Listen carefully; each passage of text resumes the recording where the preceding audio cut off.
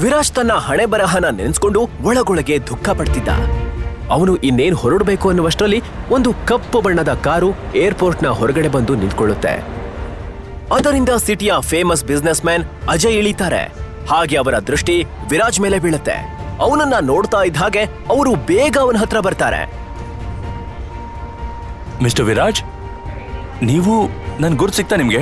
Mister Ajay ಯಾರಿಗ್ ತಾನೇ ಗೊತ್ತಿರ್ಲಿಲ್ಲ. ಸುರಭಿ ಅವರು ನೋಡ್ತಾನೆ ಕಣ್ ಹಿಡ್ದಿದ್ಲು.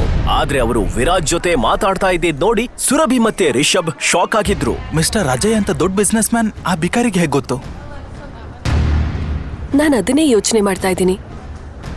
ಮಿಸ್ಟರ್ ಅಜಯ್ ಅವರು ಆಲ್ಮೋಸ್ಟ್ 5,000 ಕೋಟಿ ಆಸ್ತಿಗೆ ಒಡೆಯ. ಅವರೇ ಬಿಕಾರಿ ಜೊತೆ ಯಾಕೆ ಮಾತಾಡ್ತಾ ಇದ್ದಾರೆ? ಐ ಆಮ್ ಶೋರ್ ಅವ್ರ ಡ್ರೈವರ್ ಇರಬೇಕು. ಹಲೋ,